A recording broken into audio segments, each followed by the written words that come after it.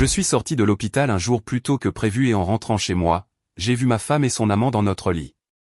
Je suis parti sans un mot, j'ai bloqué toutes les cartes et changé les serrures. Mais ensuite, quelque chose que personne n'attendait s'est produit. Chapitre 1. La sortie. L'infirmière m'a souri en me tendant mes papiers de sortie. Vous pouvez y aller, monsieur Hay. Le docteur a signé votre sortie plus tôt que prévu, a-t-elle dit. Votre rétablissement a été plus rapide que prévu. J'ai esquissé un faible sourire et hoché la tête, bien que ma poitrine soit encore un peu douloureuse suite à l'intervention. 3 nuits à l'hôpital, branché à des machines, et pas une seule visite de ma femme, Claire. Elle avait dit qu'elle était trop stressée pour venir à l'hôpital. Bien sûr. Le trajet en taxi jusqu'à la maison fut silencieux.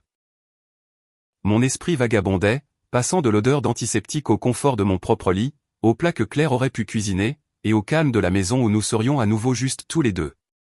Alors que la voiture s'engageait dans l'allée, j'ai remarqué quelque chose d'étrange. La voiture de Claire était là, mais garée en travers de l'allée, comme si elle était pressée. Ça ne lui ressemblait pas. J'ai payé le chauffeur, attrapé mon sac de voyage et suis entré doucement dans la maison.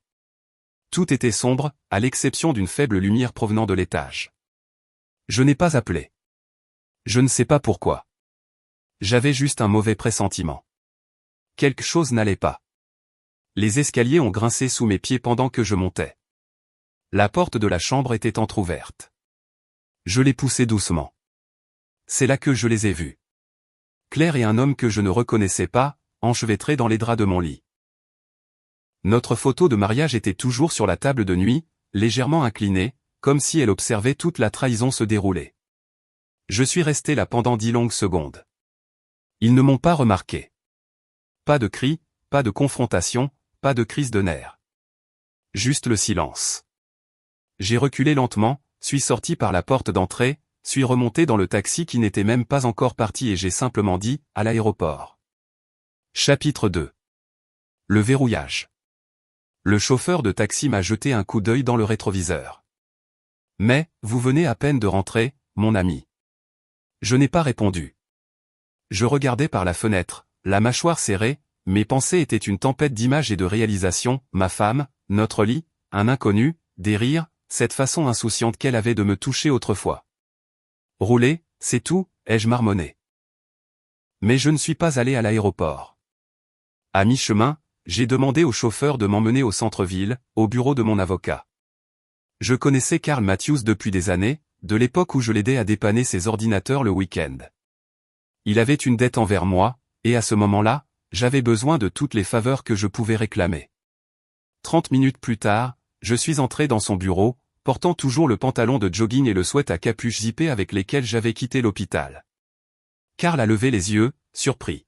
« Tom, tu étais censé être en convalescence un jour de plus. » J'ai hoché la tête, l'air fatigué. Les plans ont changé. Il m'a fait signe d'entrer. J'ai fermé la porte derrière moi et, à voix basse, j'ai expliqué ce que j'avais vu. Je n'ai pas haussé le ton une seule fois. Je n'ai pas juré. Je n'ai pas pleuré. J'ai juste exposé les faits, comme un puzzle dont les pièces venaient enfin de s'assembler.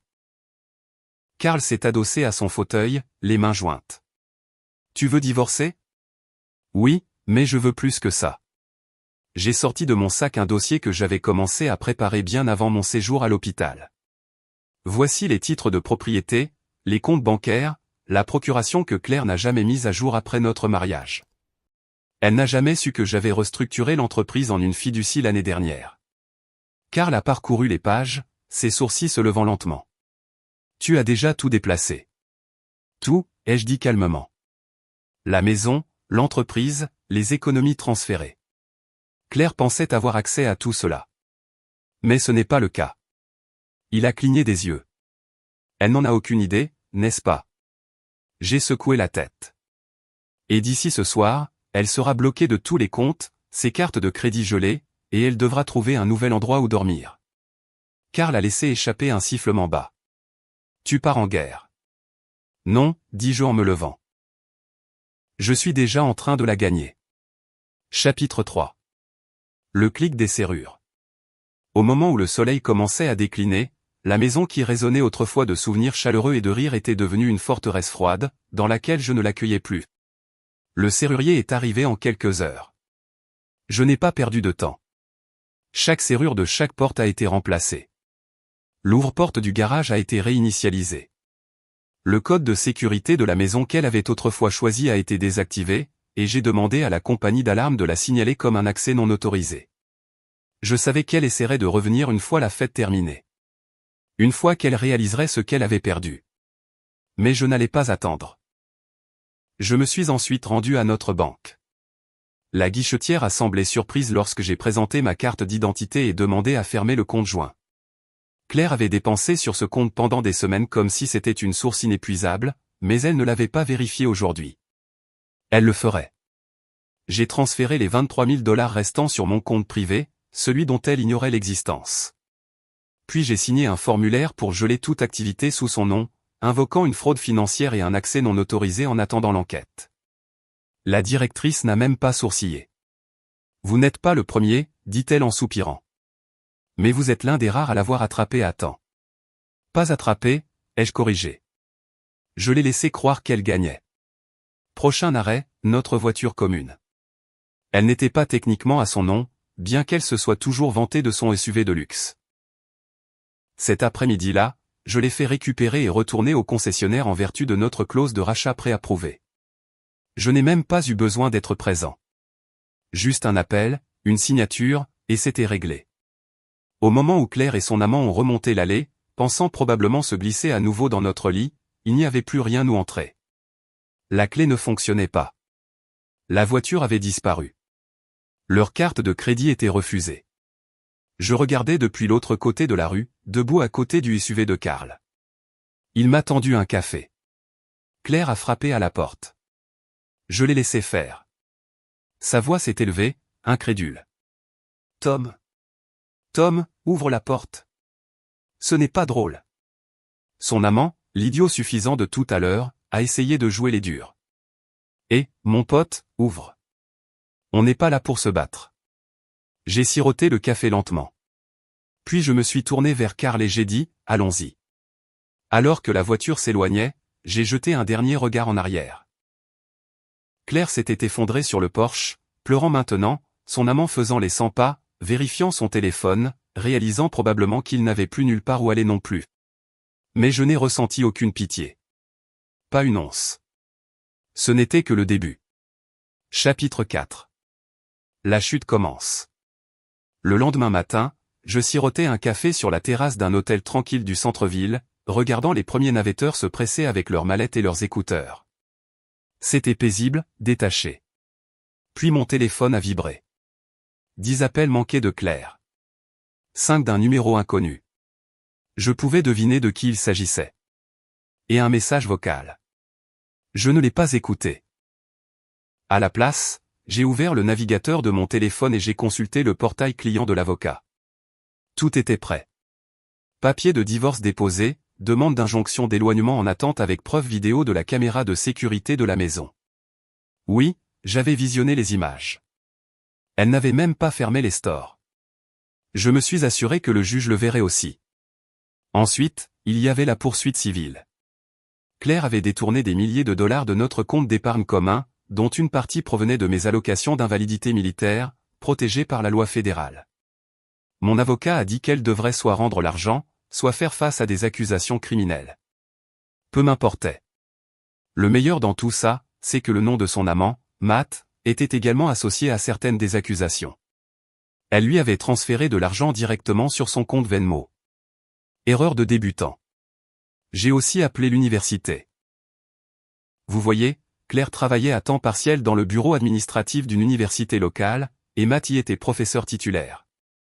Un email au département du titre 9, responsable de l'équité et de la discrimination, avec des documents clairs sur leurs relations sur le campus a assuré l'ouverture d'une enquête. Apparemment, ils avaient utilisé les locaux et le temps de l'université pour leurs petites escapades. J'ai reçu une réponse plus tard dans l'après-midi, merci pour votre signalement. Il a été transmis au bureau de l'intégrité académique et aux ressources humaines. C'était comme déclencher une rangée de dominos. À l'heure du déjeuner, Claire a envoyé un autre message, s'il te plaît, pouvons-nous juste parler ? Tout est devenu hors de contrôle. Nous ne voulions pas te blesser comme ça. J'ai failli éclater de rire. Il ne voulait pas me blesser. Bien sûr que si. Il ne pensait simplement pas que je réagirais de cette manière. Il s'attendait à un homme brisé et silencieux. À la place, ils ont eu droit à la stratégie. Au silence. Au genre de vengeance que seul un homme qui a un jour planifié des opérations sur le champ de bataille pouvait livrer. Et le meilleur restait à venir. Car il n'avait pas encore réalisé qui possédait maintenant la maison, et qui s'apprêtait à rendre visite à sa famille avec les preuves. Chapitre 5. La réunion de famille. Les parents de Claire m'avaient toujours traité comme une obligation, un substitut en attendant qu'elle trouve quelqu'un de mieux. Sa mère, Cynthia, m'avait dit un jour à Thanksgiving, « Vous n'êtes pas exactement le mari pour lequel nous avons prié, mais au moins vous payez les factures. » Je me souvenais de cette phrase mot pour mot.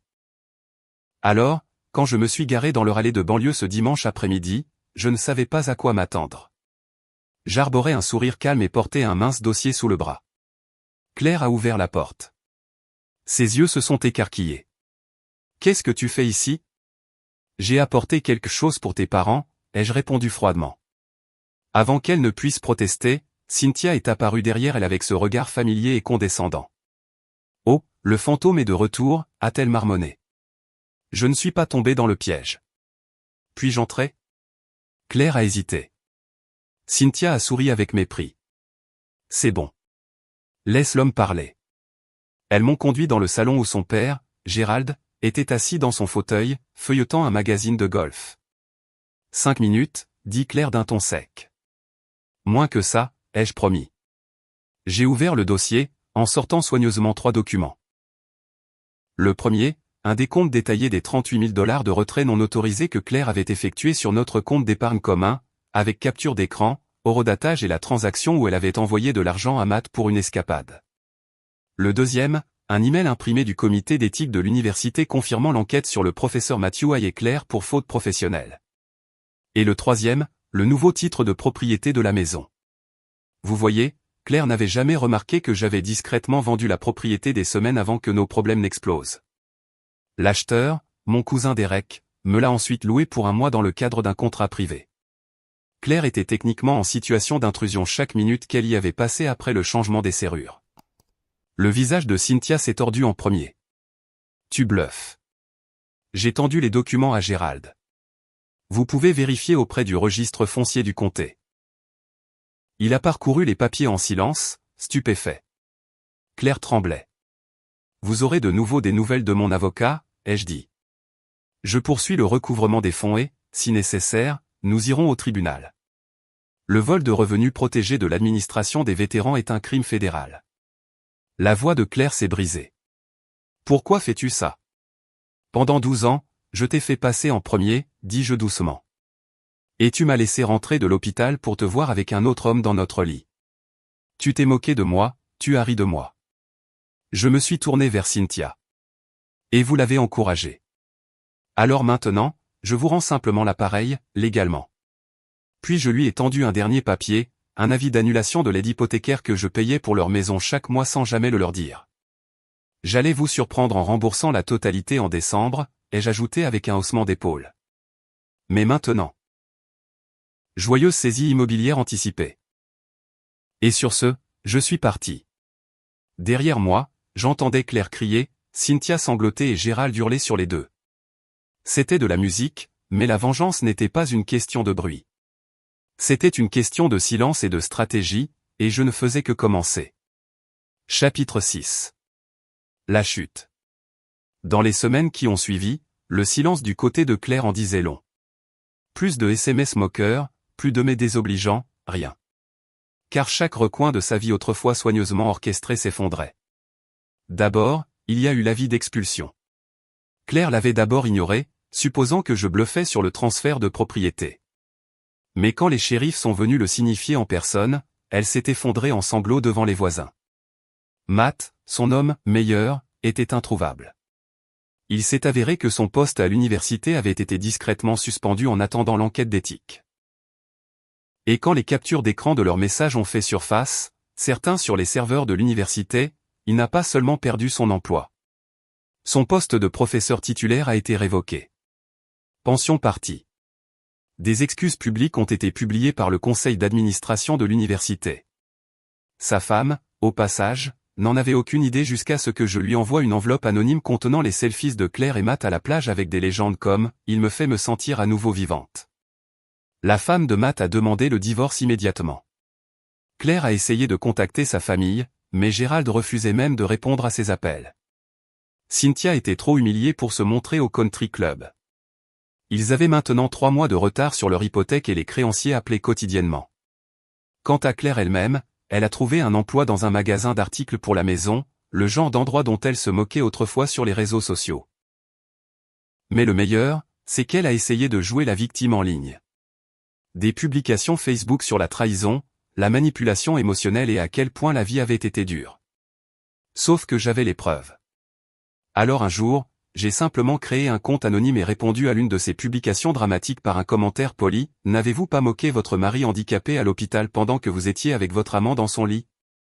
Curieux de savoir si ça figurera dans votre prochain post.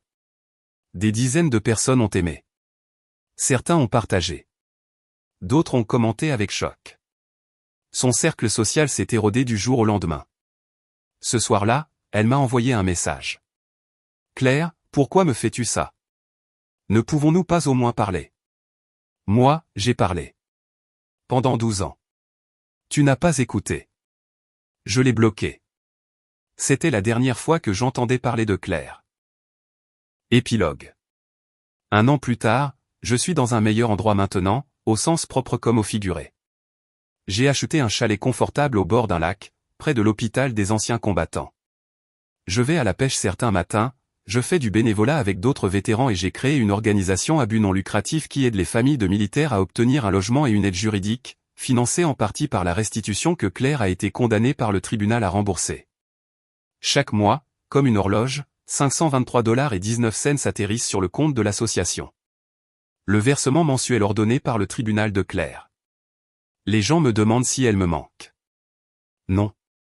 C'est la personne que je croyais qu'elle était qui me manque. Mais la vengeance, non. Ce n'était pas de la vengeance. C'était une façon de tourner la page. Cette vengeance était-elle parfaitement justifiée ? Dites-nous ce que vous pensez de cette histoire dans les commentaires ci-dessous.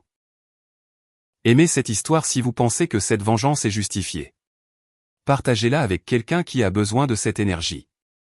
Et abonnez-vous pour plus de récits stupéfiants de trahison et de justice. Car ici, chaque mensonge a son heure de vérité. Et chaque trahison trouve son ombre. Restez vifs, restez forts, et restez à l'écoute.